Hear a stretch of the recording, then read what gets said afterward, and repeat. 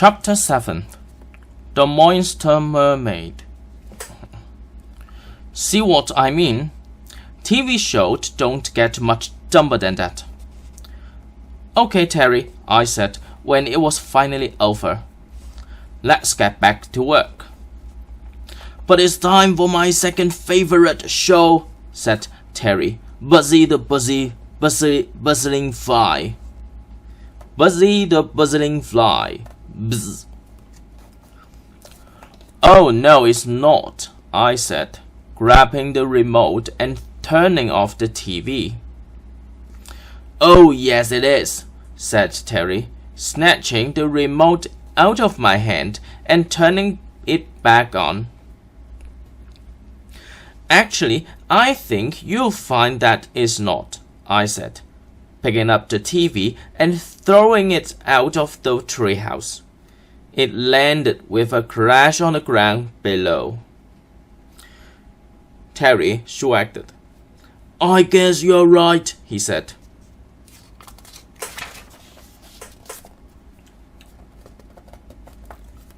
Yay! Yelled a voice. That almost landed on my head. Oops! I peeped over the edge. It was Bill the postman.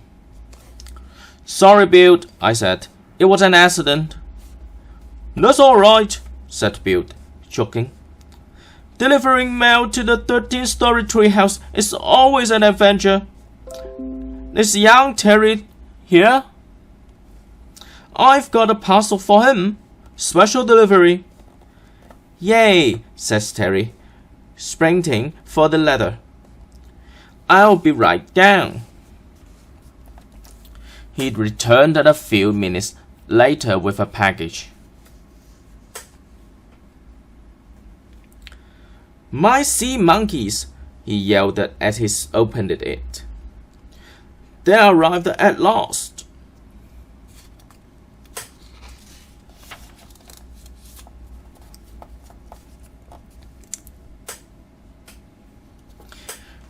Sea monkeys, I said. What do you want them for? We've already got a perfectly good tank full of man-eating sharks. But sea monkeys much better than man-eating sharks, says Terry. Sea monkeys have 3 eyes.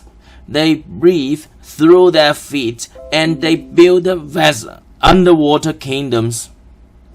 Sharks can't do any of that. Sharks don't even have feet. I am going to make my sea monkeys come alive right now. Not so fast, I say. We haven't got a book to write, remember? I know, said Terry. And I promise I will get to work right after I hatch the sea monkeys. There comes in to life instantly. All I have to do is add water. Please, please, please. Okay, I say, but Harry. Sure thing, said Harry. Rushes to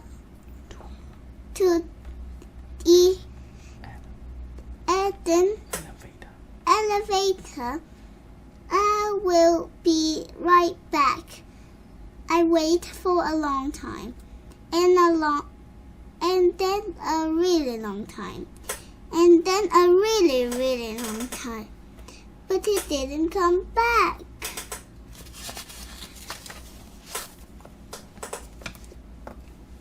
Eventually, I found him down in the secret underground laboratory.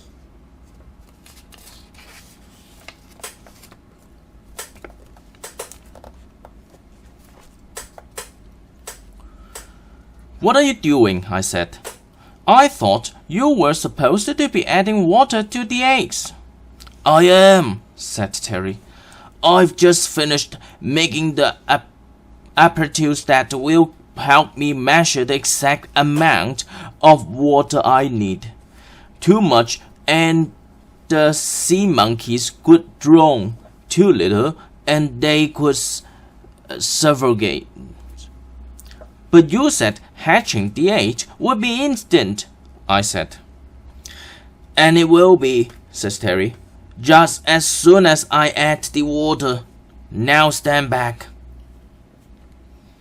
He pushed the button and the water dripped out of the machine, drop, and painfully slow drop. And even more painfully slow drop.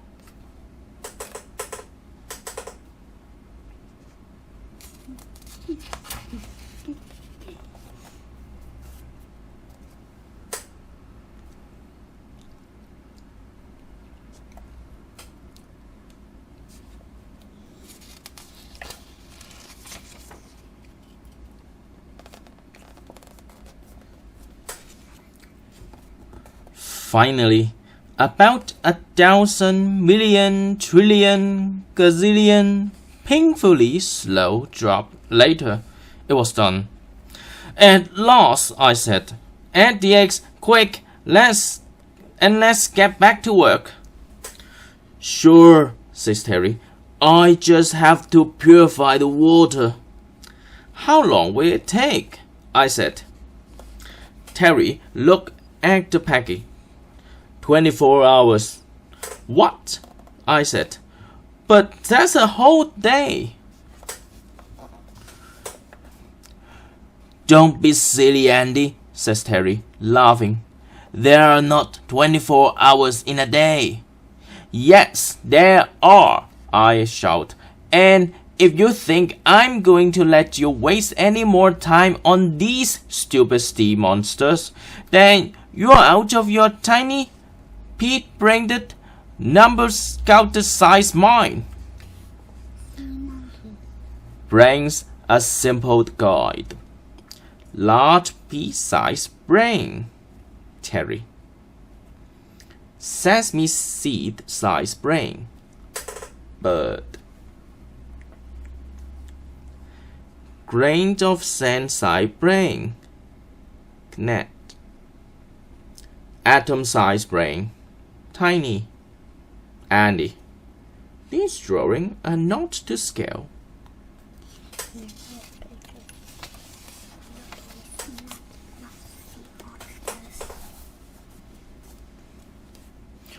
Watch your language, Andy, says Terry. There might be children's reading. I don't care who is reading, I said. Put your sea monkey eggs in that water right now, or else, I swear, I will shove your jar into your head so hard that it will be stuck on there for the rest of your life. How would you like that? Terry thought about it for a moment. What it would be like to live the rest of my life with a jar on my head. Brushing teeth, eating dinner, hairstyling, stupid jar, nose picking, wedding day, you may kiss the bride, haha.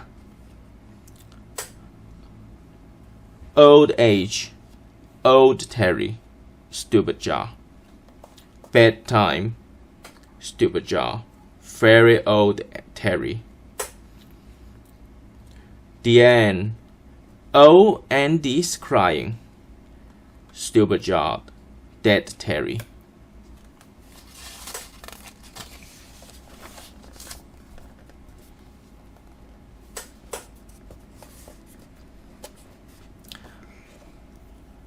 I don't think I'd like it at all, he said finally. I guess under the circumstances, we can skip the water purifying steps and add the egg straight away. Great thinking, I said. Terry's hand was trembling as he poured the sea monkey eggs into the jar. He stirred it and held it up to the light. "I've done it," he shouted. "I'm a genius. I've created life." He was right. Not about being a genius, of course, but there was definitely a bunch of newly hatched sea monkey bobbing around in the jar. "Well, that's just great," I said. "Now, can we get back to our book?" "Not yet," says Terry. "I've to feed them one level scoop of official sea monkey growth food." I groaned. "Does that mean that now you have to build a one-level scoop of official sea monkey growth food dispensing machine?"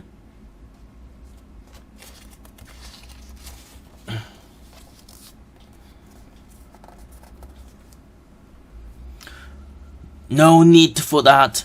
They come with their own official sea monkey growth food dispensing utensil," says Terry as he sprinkled sea monkey growth food from a plastic spoon into the top of the jar. "The food triggers a feeding frenzy. Well, in one sea monkey at least, it swim straight to it and suck it all up before the others could get any." "What's a guts?" says Terry. "Better put some more in," I said. Terry measured out another spoonful and sprinkled it into the jar. Once again, the greedy sea monkey ate it all, and then it started to grow. Within a second, it doubled in size, and then doubled in size again. Then it swam around the jar and ate all the other sea monkey. It grew bigger and bigger.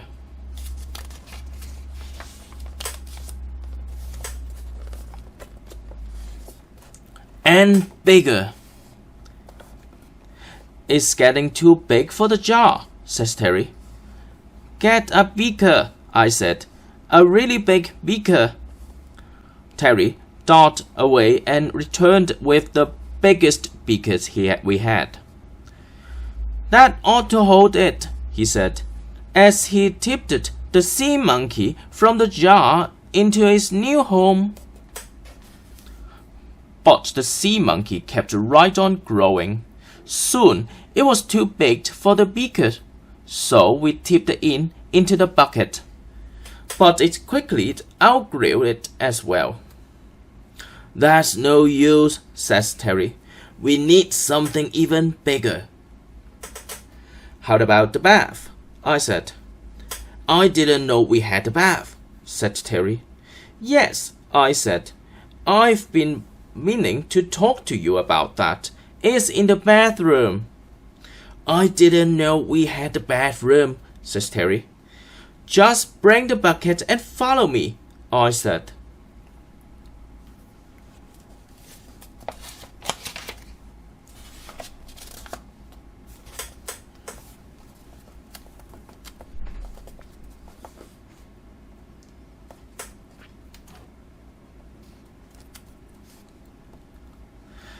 "That is one weird-looking sea monkey," I said, "when we'll finally get it into the bath." "That's because I'm not a sea monkey," says the real-looking sea monkey. "I am a mermaid." "A mermaid?" says Terry, looking like he was about to cry. "But mermaids are for girls. I ordered sea monkeys."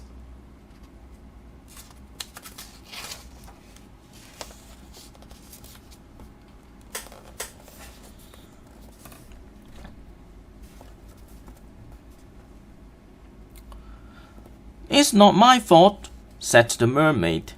"The eggs must have got mixed up at the factory. My name is Mermaidia. What's yours?" "Terry," he said. That's a nice name for a merman, said Mermandia. I'm not a merman, said Terry. Oh, I thought you are, said Mermandia, gazing at Terry. You're certainly good-looking enough to be one. Terry blushed and giggled.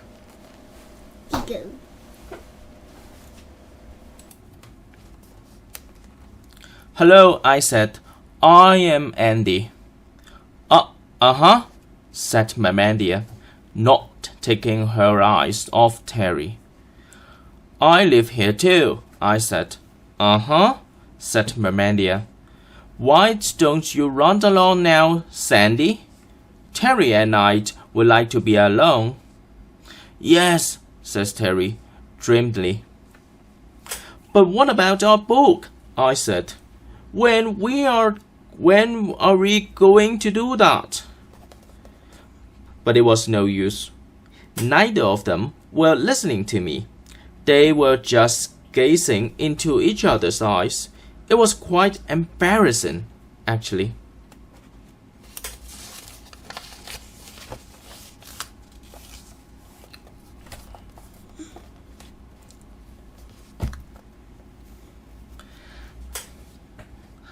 I stepped out of the room and closed the door.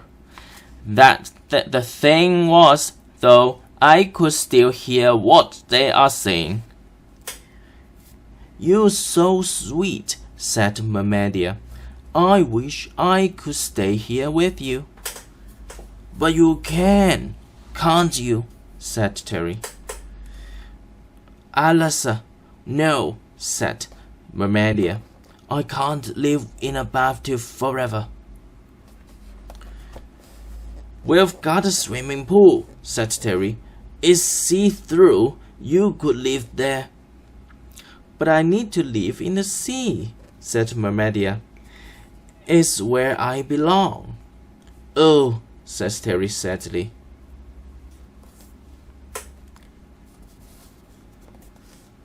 I know, said Mermandia. Why don't you come to live with me? We could live in my 13-story sandcastle under the sea. Fish outside of dream. Is it real or an illusion?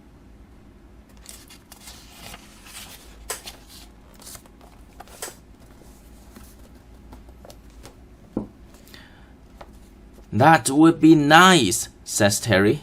But I'm not a merman. I can't breathe underwater. There is a way, though, said Mermandia. When a human and a mermaid get married, the human becomes a merman.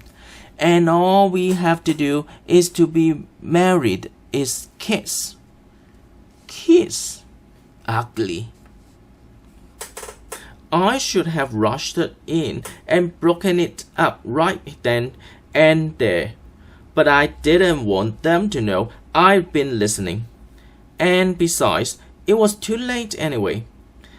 I shuddered as I heard the unmistakable sound of a human and a mermaid kissing.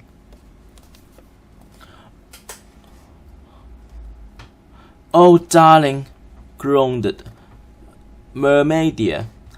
I'm so happy. Let's leave right away. Okay, says Terry. I've just got to say goodbye to Andy. All right, but hurry, sighed Mermandia impatiently. I don't know how much longer I can last in this bath water. I quickly hid as Terry came out of the bedroom. He climbed down the ladder and started looking for me.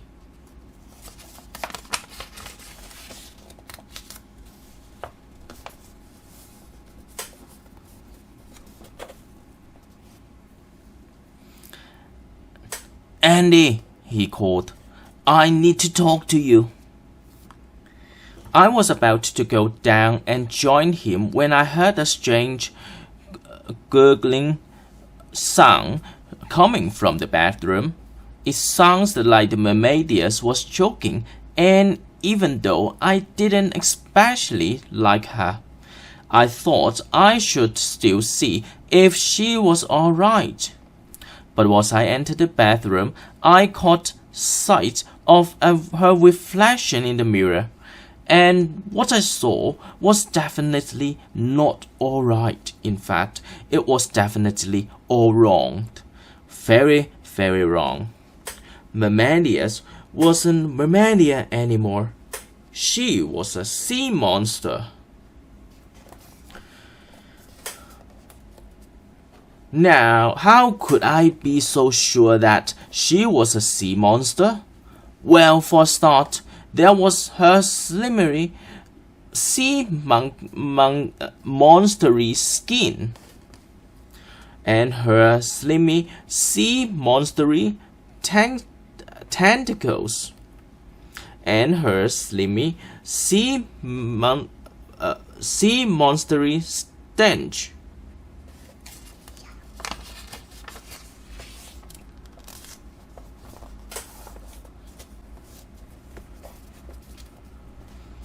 But above all, I think it was the fact that she was saying, "Bathroom mirror on the wall, who is the sneakiest sea monster of all?"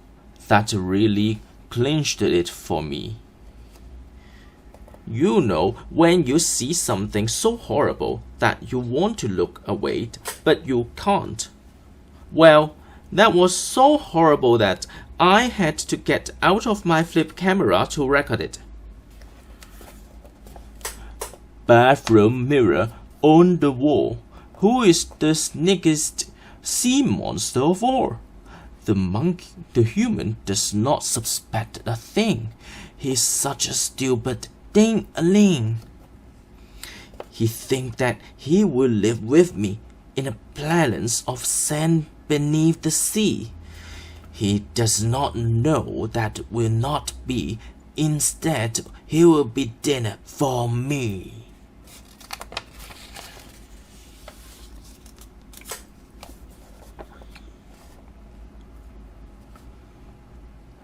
I'll land him down beneath the water, and then his body I will slaughter. Oh, how I'll enjoy devouring him.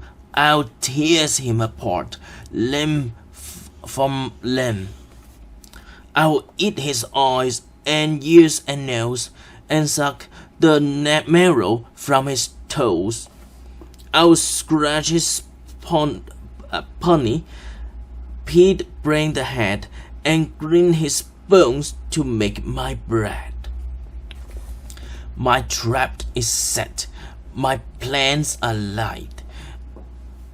All I must do this is keep up the charade. Her, me, the sea monster. Our brain needs first aid. Our a lovely, innocent, sweet mermaid. And with that, the sea monster become mermaidias again. I climbed back into the bathtub. I stopped the recording and rushed off to find Terry.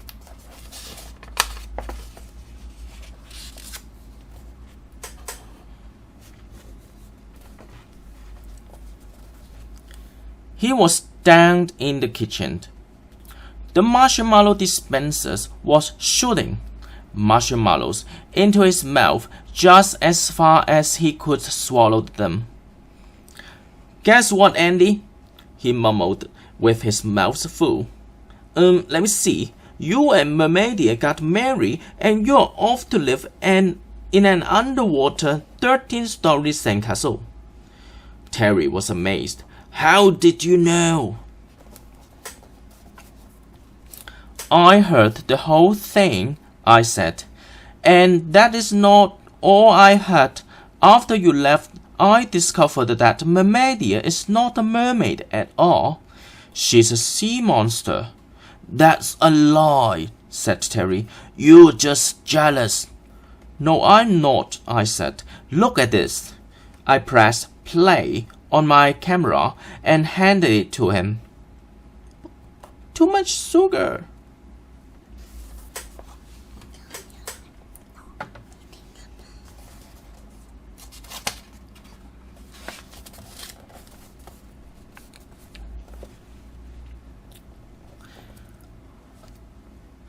Yikes, says Terry.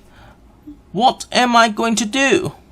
Well, for a start, I said, I think you should definitely break up with her. And pretty soon, too. Of course I will, says Terry. But what if she tried to eat me? Calm down, I said. I was just joking. For the moment, there is no need to do anything. She doesn't know that you know that she's a sea monster. Oh, yes, I do, says a hideous, gurgling voice behind us. We turned to see Mermaidia slimmering her way across the kitchen towards us. Go away, said Terry, trying to hide behind me. But we are married, my darling, she said, extending her horrible face towards Terry. Don't kiss me, he pleaded, his eyes wide in alarm. I'm not going to kiss you, she said. I'm going to eat you and your faces-dropping friend. But I didn't mean to face drop, I said.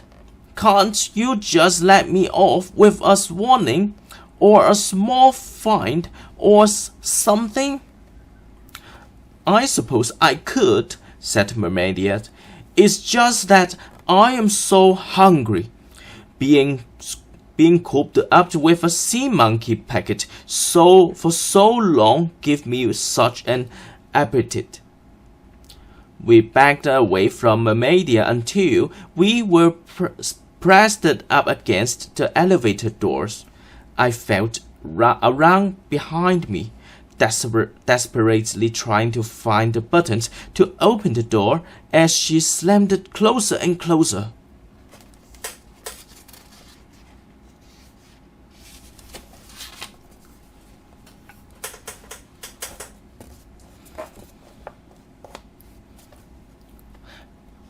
Finally, I find it.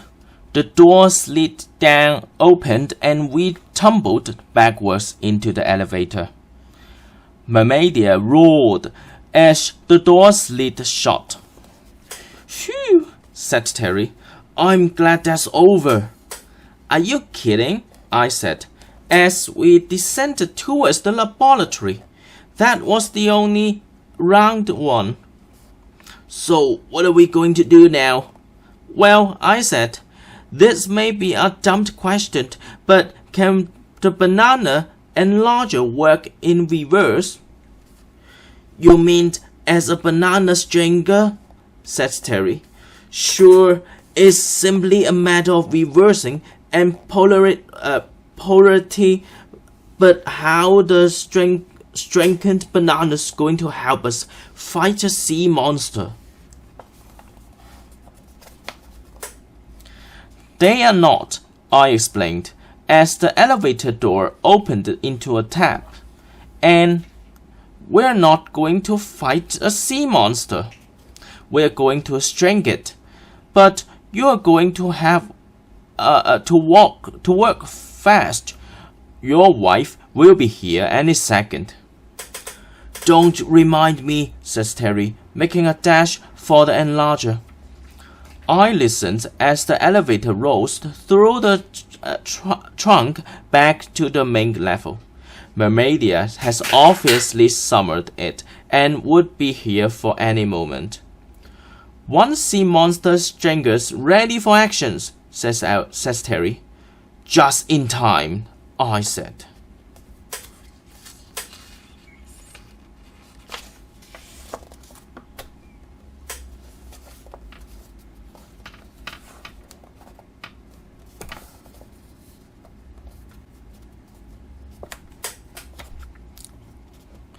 I stood as close to the elevator as I dared. The door slid open and the Mermaidia oozed into the room. Ah, here you are, she gurgled. I can't believe you really thought you were going to get away from me. You humans are so stupid. And you're nothing but an overgrown sea monkey, I taunted as I backed across the lap towards the stranger, hoping she would follow. I'm not a sea monkey, said she shrugged as she slammed her waist towards me. I am a sea monster. And just for that, I'm going to eat you first. No, you're not, I said. Oh, yes, I am, she said as she touched the tips of my nose with one of her stinking black tentacles. No, you're really not, I shouted, jumping clear. Now, Terry! Terry fired up the stringers and blasted her with a ray. Mermaidia screamed in rage as she began to shrink before our eyes. Arr!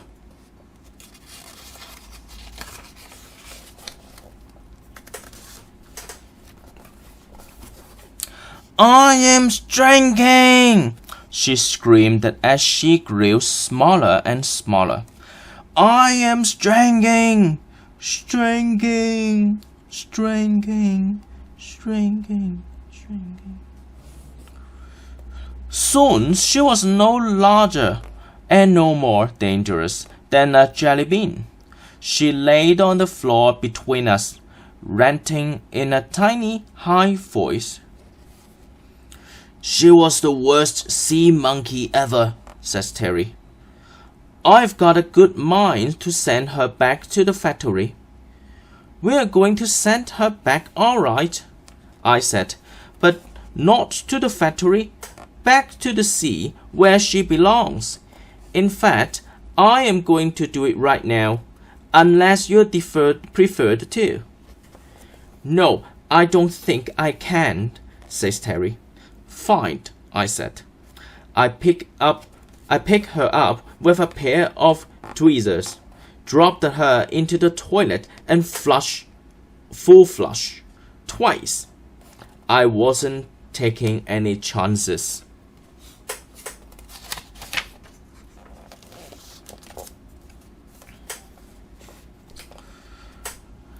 When I came out, Terry was wiping away a tear. I can only guess how sad you must feel, I said, putting my arms around him, but try to look on the bright side. What bright side? Now we can get on with our book. The end.